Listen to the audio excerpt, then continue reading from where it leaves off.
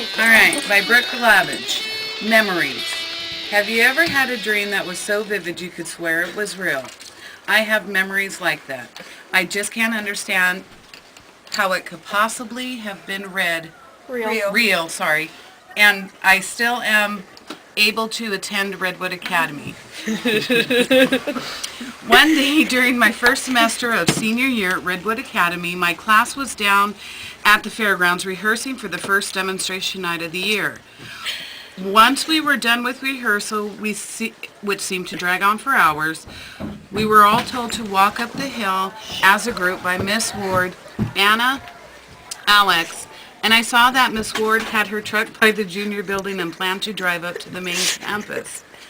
We saw she was distracted by something and looking the other way, so we quickly dared each other to get in the back of the truck to secretly hitch a ride up the hill. Oh my God. Keep going, it gets better. Lying in the bed of the truck, we heard Miss Ward slowly approach the vehicle. Our blood was racing in our veins. We knew that the chances of us being seen were much greater as she got in the truck. We were relieved when we heard the engine start. Wide grins flashed across our faces. We felt the exhilaration of our daring success even greater when the truck began to move. I can't. Come on, you got, please finish it. Please finish it. Oh yeah, keep going.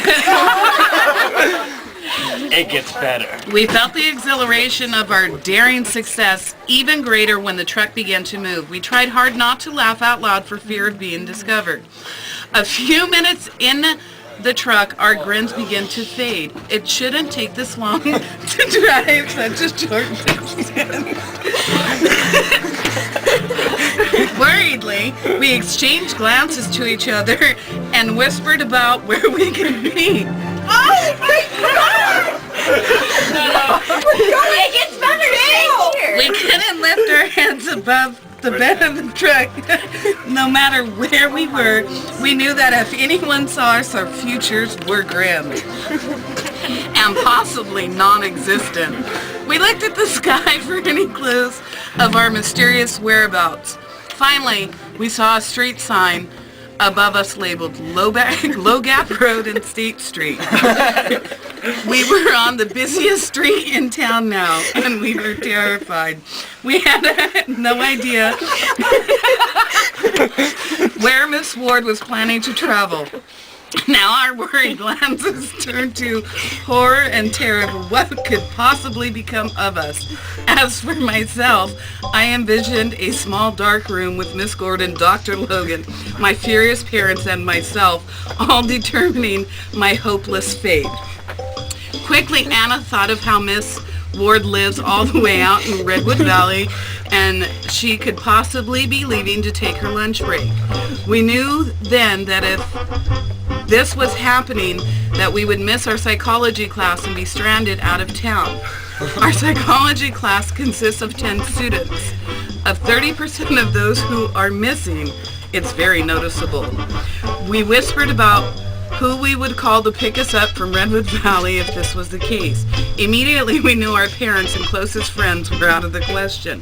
Our friends were all good students in class, unlike us, and our parents could never know due to our own fear.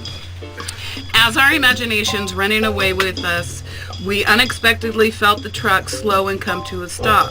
Miss Ward had parked. Our blood once again was rushing through our veins, even faster than it had before.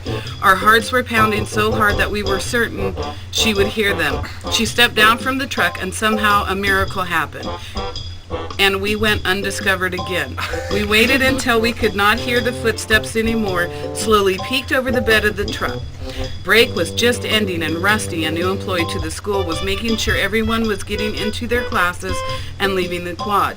We knew this was our only chance to somehow escape the truck unnoticed and make it to class at a reasonable time. We swiftly jumped down from the truck and hurriedly walked toward our class approaching the quad. Rusty noticed us walking in the parking lot toward him. He looked utterly confused. He had just looked over in that direction and there was no one. And out and out of the blue, 3 students appear. We kept walking his way, and I decided to smile and wave to him. This, I thought, would make it seem that we were good kids and who had nothing to hide. But in reality, we had been up to no good. To this day, I am not certain if this was just a dream or an insane reality. Either way, a lesson was learned. Rules are not meant to be broken, even though it can be really fun to break them. Now I understand that rules are put into place for various reasons that are usually backed up by important things like safety. I especially appreciate the Constitution, and most of all from that historical document, I appreciate the Fifth Amendment to it, which states my rights.